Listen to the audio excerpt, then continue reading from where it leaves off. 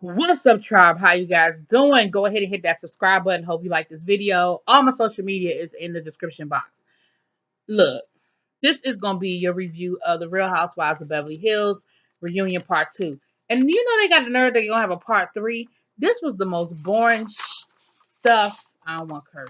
This is the most boring stuff. So look, I'm going to just go down my list because the show just wasn't that daggone interesting. And it shouldn't take that long. But let's go. Teddy lying. They rehashed, and that's where we left off last week. Teddy, and I spelled lying wrong. I'm glad ain't nobody see this but me. Anyway, I'm still confused. Maybe y'all could explain it to me. I'm still sort of confused at this whole situation with Teddy and the texting and setting up Dorit and what she didn't do, how much she was involved in it, how much she wasn't involved in it. Like, I'm really, really, really confused by it. But at the end of the day, Teddy apologized. She said she was wrong. She was complicit. She was catty, and she was wrong.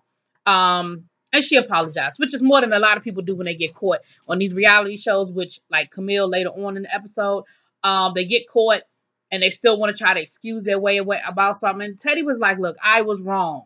I was wrong. I was wrong. I was wrong at the beginning. I was wrong in the middle. I was wrong at the end. And I'm sorry. Now, what I found very interesting is, and they brought up a valid point, that after all of this, Lisa still did not fire that dude. What's his name? Y'all know him, talking about Johnny. That don't sound right. Anyway, Lisa didn't fire him. Even after finding out that he lied on her, used her name, and perpetrated this whole situation that put her in a really bad light with her friends. Now, what I find very interesting, and Kyle brought this up, and it's very valid. Probably wasn't Kyle, it probably was somebody else, but brought it up and it was Kyle. Anyway, very valid. Why wouldn't Lisa fire that man? If she really truly did not know what he had done, and she really truly was blindsided by the whole thing and had absolutely nothing to do with it, and this man admitted that he lied on her, that he used her name and lied and in a lie, and it created this big hoopla, and he didn't get fired. Which again lends validity to the fact that she did know what was going on. Either she knew what was going on in this situation, or he knows where some bodies are buried and she can't afford to fire him because of some other situations. One of the two, because it just doesn't make sense.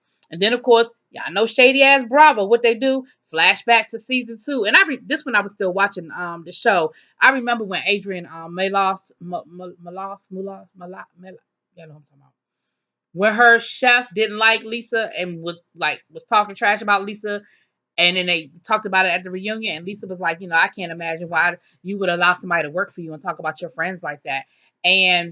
But you just did again. Bravo just keep throwing the shit back, keep throwing it back.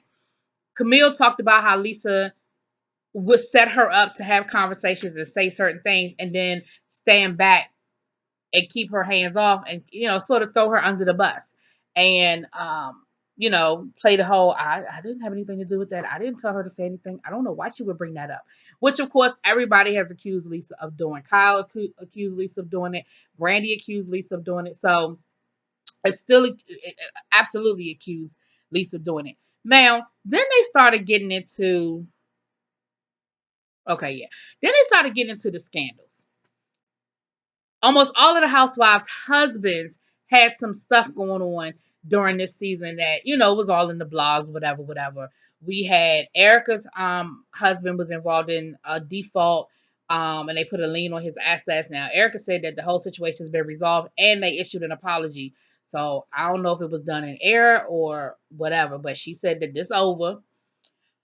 Kyle said that now, she ain't never say it wasn't no deal. She kept arguing about the amount of the deal, but because she was like, it wasn't a $34 million deal. It wasn't a $34 million deal. It was a $34 million property, and that's what it was about. But she ain't never say it wasn't true. She ain't never say, she said she was offended that they would bring it up because the way that it was brought up was misleading about what was really going on. But there clearly is something there because she ain't denied. Erica nipped that shit in the bud quick and was like, it's over. Boom.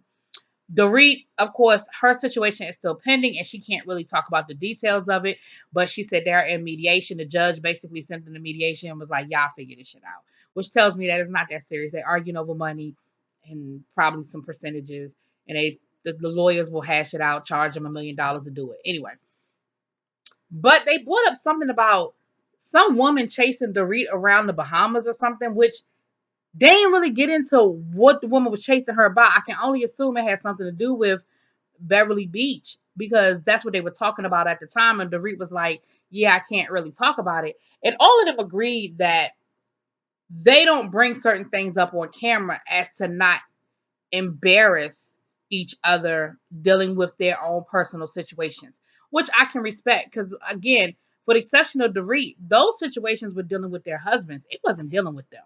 Like you would say something, you might say something to people, one, like, are you okay? Is everything good? But you ain't going, not like them daggone Real Housewives of Potomac want to ask people on camera, oh, well, how much did your husband owe? Why are you going to jail? Why he ain't pay his taxes? Did he grab somebody's butt? Like, because again, in Beverly Hills, they're a little more couth. They got some more couth about themselves. So they ain't going to be so brooch on camera, which came up later on. I'll get there. That came up later on with the whole Camille situation. Then they talked about body image and the whole issue of body image in the 90210, which of course we talked about that throughout the season. Unfortunately, it is something that women deal with, and of course, women that are in the industry deal with even more. They have even more put on them, actresses and things like that, about their weight. Lisa said that she has been in therapy and she doesn't feel like she has an eating disorder, even though other people have sort of insinuated that she does. She said her daughter's doing okay. Kyle still hasn't had a full conversation with her daughters about it. It's still something she's not really comfortable in talking about. Then they got it. I'm skipping ahead a little bit because I'm gonna go ahead and just finish this up. They got a little bit into the conversation about what type of work have you had, and Erica brought up a valid point. Erica was like, "Why why does it matter? Like, what kind of work have you had?" And the point that Bravo Andy was trying to make, and he was real slick about how he was saying it, but the point he was trying to make basically was, women get on this show and they start having work done. And I don't know if he's associating having money or associating being in the public eye. But he talks about how, they get on this show and then they start having work done. He said, and that is consistent across all of the franchises, across all of the zip codes, that we see them get on this show and they start doing things to enhance themselves, sort of chasing the fountain of youth. And Erica was like, and so what? Like, so what? If that's what I want to do to make myself feel better, why does it matter? And why do I have to tell people about it? So they got into that a little bit. And Erica was really adamant about not necessarily people having to just tell everybody. Then they got to talking about the friendship between Kyle and Teddy and how maybe Teddy and Kyle are a little dependent on each other kind of thing. Now, that's when Camille really started chiming in, and Camille was saying how it was just weird to her. She didn't understand it. She didn't understand that relationship. She felt that she couldn't even have a conversation with Kyle without Teddy putting her 2 cents in, and she's been friends with Kyle longer, and she don't understand why Teddy is in it. Of course, I know they spliced in examples of the two of them sort of having the same opinion at the same time and all that stuff. And Camille was something else Camille was saying about it. But anyway, basically Camille was just like, it's weird. Something's weird about it. That whole situation is weird to me. Um, but she don't like Teddy. Come to find out, she really don't like none of them. It makes me wonder if she ran out of that divorce money, because it seems like she only there for a check, because by the time we get to the end of this, it seems like she don't like none of these hoes. But anyway. So then we got to talk about Erica J and the France trip and the whole Farroween situation. We've beat that horse to death. But ultimately, that was just another example to show how Teddy and Kyle sort of share opinions, Kyle and Teddy once again apologized when she made some comments that she made. But here's the thing. They put up a few comments that Kyle and Teddy both made during that trip, and they were drunk when they said it. But I've said it before, and I'll continue to say it. A drunk man's words are a sober man's thoughts. They said it, they meant it. But Teddy did apologize. She said, in hindsight, after watching it back, she wished she had just let it go. After they had the first conversation about the whole Erica Jane thing with Lisa Rinna, she wished she had just let the whole thing go. So, there's that. Camille, Lisa, and Brandy. So they asked Camille about Lisa not coming to the thing, and Camille said that she thinks it may have something to do with Brandy. And remember, Denise kept saying, "Why did Lisa stop speaking to me? Why did she stop speaking to me? I didn't do anything to her. I didn't have anything to do with this." However, maybe that had something to do with it. Maybe word got back to Lisa that, because again, they filmed it during the season, but maybe word got back to Lisa that Denise was hanging out with Brandy. But Denise and Brandy are friends. They have a friendship totally separate from this. And the one thing Denise said was, "Look, I'm new to this. I don't know who like who don't like who got history with who. Like, I don't know." And I do believe that Denise Richards did not go back and binge watch all 10 seasons before she came aboard, or however many, whatever season we're on. I believe that. Just like, it's funny because if you follow Lisa Rinna on Instagram last year, I want to say it was last summer, probably. It was like last summer. Lisa Rinna actually went back and binge watched the first couple of seasons. She said she hadn't seen all of the seasons, and she went back and binge watched it. And every time something came up that was ironic or contradictory to how people were acting on the show now, she would put that shit on Instagram and be like, "Oh, so Lisa Vanderpump, you did do such and such and such. Oh, so and so, you did say such and such and such." Like, she was exposing all of it. So I believe that Denise probably had no idea that going out with Brandy was the faux pas that Lisa Vanderpump might have felt it was. But Camille did bring that point up and said, "Look, Brandy is her arch enemy." And the fact that Brandy was on the show and that she filmed with the show and they actually teased it like Brandy might be coming back to the show probably did piss Lisa off. And I was like, you know what? It probably did. And it probably did add to Lisa not talking to Denise. And poor Denise was like, what? Like, whatever. Then they got into the whole Camille is Two-Face situation. And of course, they were bringing up the incidents and showing Camille the stuff back. And they were all sort of coming at Camille at the same time. But it was because Camille wouldn't just cop to the shit and be like, yeah, well, no, that's a lot. Hold on. Stop. Camille did say that. She said, "I could see how y'all would feel that way." But her thing was, y'all are trying to make me hate Lisa Vanderpump, and I'm not going to do it.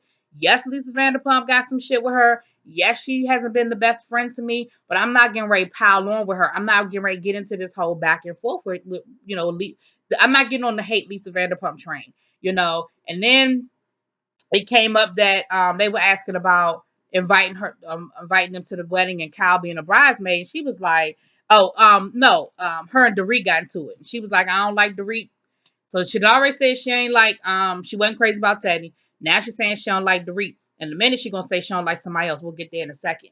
So then, um, Dorit was like, well, Dorit's thing was, "You don't like me, it's cool." Because Camille was like, "I just don't like her. I just don't like her." Dorit was like, "That's cool, but don't pretend to be my friend. Like, if you don't like me, that's cool. I can live with that. But don't pretend to be my friend. Don't invite me to your birthday party. Don't invite me to your wedding." Camille gonna say, "Oh, that wasn't me. That was production." Brandy, look, Bravo Andy was like, "Hold up, hold up, hold up.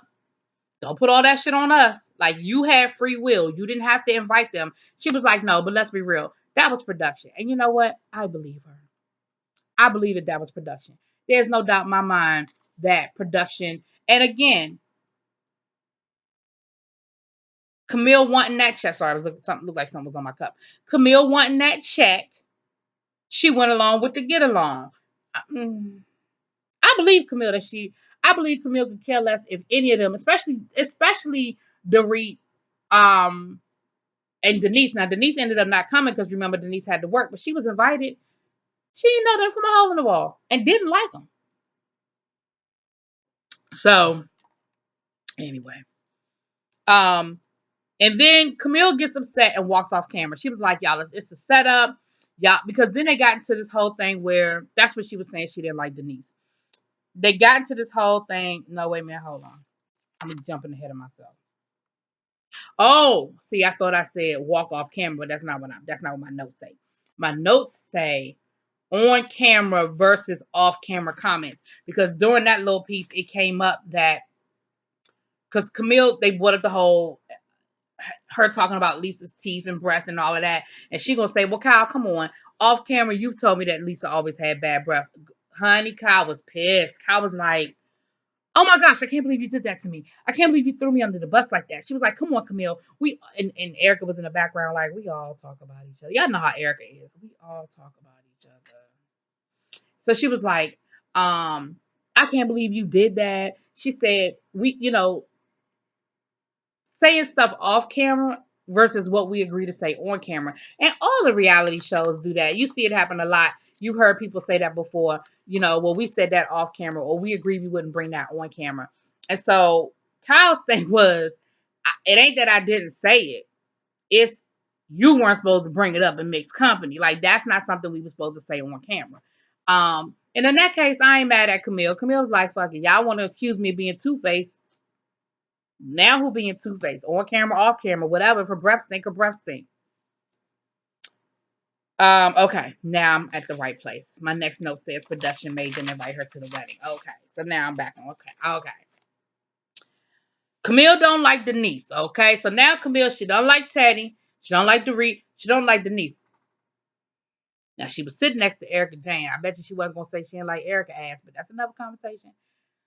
So she was saying that she didn't like Denise. Denise was born. Denise was this. Denise was that. And then she went on to say that Denise tried to tell her daughter to fuck off or something, to curse at her daughter. And Camille was like, Denise admitted that she curses at her daughter, and I don't curse at my kids. And Denise was like, whoa, I ain't never said I cursed at my kids. And she said, we were in the Bahamas. You were a little drunk. You probably don't remember. So y'all know what Bravo did. Bravo played the tape back. In the tape, Denise said she yelled at her kids. She never said curse. She said sometimes she loses it and she raises her voice and she yells at them. And they were like, well, do you ever feel bad? She was like, no, I don't feel bad. Because sometimes that's what I need to do. Now, if y'all heard something different, put it in the comments. But I didn't hear her say she cursed at her kids. I heard her say she yelled at her kids. And it's not the same thing. Cursing and yelling are two different things. So that's when Camille got upset, because then she just came out and lied on Denise. And Denise defended herself. And of course, nobody defended Camille because everybody knew that. And I think that Camille forgets shit or she has selective memory, because she gets stuff wrong a lot. And I think she's one of those people that she gets a part of it, like saying that Denise curses at her kids. Denise didn't say she cursed at her kids. She said she yelled at her kids. Maybe in Camille's mind, that's the same thing, but it's not. It's very different. So then that's when Camille was like, well, y'all not going to set me up. Y'all not going to set me up. And she gets up and walks off. And as she's walking off, you hear her saying, Denise did say that. Denise did say that. They're not going to make me out to be a liar. Denise said it. She's lying. She's lying. And I'm like, they played the tape back. She didn't say it. But of course, they spliced a lot of that footage, and some of the stuff they sliced it in as they're going along when Andy knows the questions he's going to ask. But some of that stuff they have to splice after the fact based on how the conversation went. So I think that was one of those things they spliced in after the fact. They had to go back to the Bahamas and find that footage versus having it ready to show Camille. Had they been able to show that to Camille, it might have been a different reaction. But in her mind, she really believed that that's what Denise said.